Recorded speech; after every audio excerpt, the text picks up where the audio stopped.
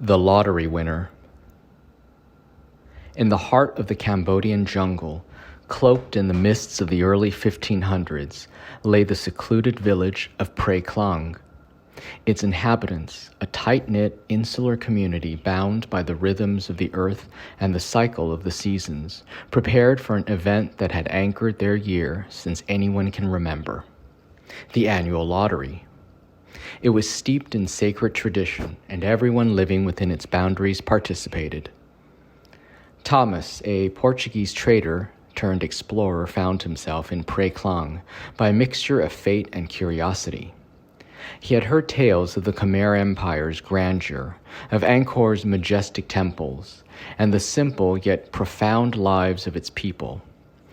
Prey Klang, with its wooden houses raised on stilts and the verdant fields that surrounded it, offered him a glimpse into a world untouched by the tides of European conflict and ambition.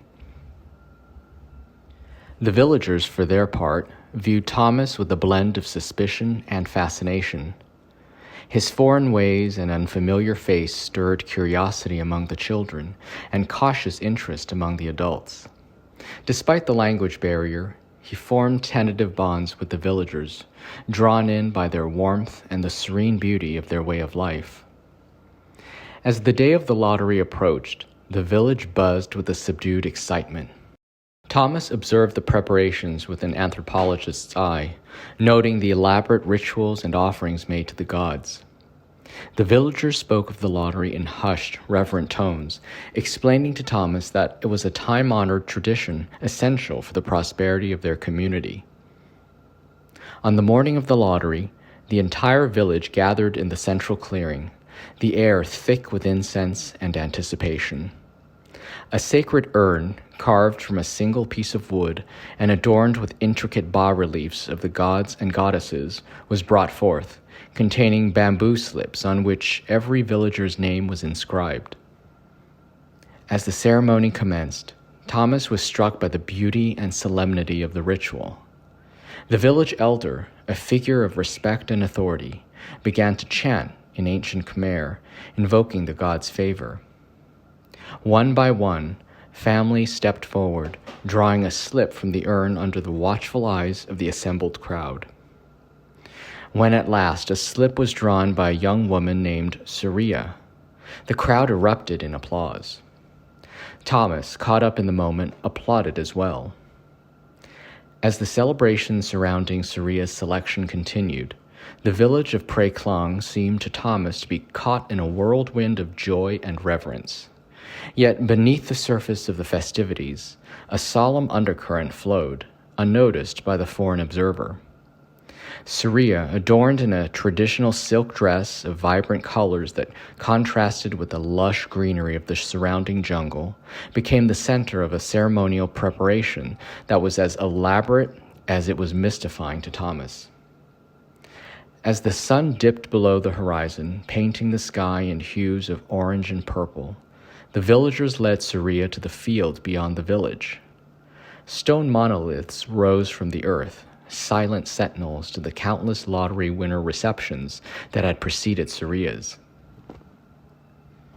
The women of the village gathered around Surya, singing ancient hymns that had been passed down through generations. They anointed her forehead with a paste made from sacred herbs, each one believed to purify and prepare the soul for its journey. Gold and silver jewelry, symbols of honor and sacrifice, were placed upon her, shimmering in the fading light of day. Thomas, observing these rituals, felt a sense of unease growing within him, a dissonance between the beauty of the ceremony and an inexplicable foreboding. The villagers formed a circle around Surya, who stood alone in the center, her demeanor calm yet resolute. A hush fell over the crowd as the village elder stepped forward, carrying a small, smooth stone. He spoke in a low, solemn voice, invoking the gods and asking for their blessing on the village's crops in the upcoming year. As the elder cast the first stone, striking Surya with a thud that echoed in the silent field, a horror unlike any Thomas had ever known seized him. The villagers followed suit, picking up stones and casting them at Surya. The sound of the stones striking flesh, the sight of blood on vibrant silk, the horror in Surya's eyes, each was a blow to Thomas's soul. Surya's initial composure gave way to cries of pain, her voice rising above the sounds of the ceremony in a haunting lament. Yet, even as she fell to her knees, her body curling up, the stoning did not cease. The villagers, their faces a mask of sorrow and determination, continued until the cries were silenced, and all that remained was the sound of stones falling on motionless flesh. Thomas turned away, unable to stomach the brutal and true nature of the lottery. The stark contrast between the beauty and serenity of the village and the violent sacrifice he had just witnessed left him reeling. The realization that the lottery was not a blessing, but a death sentence, a sacrifice to ensure the prosperity of the village, was a truth too harsh to bear. In the aftermath of the lottery, the villagers returned to their homes, the weight of the sacrifice evident in their somber faces and downcast eyes.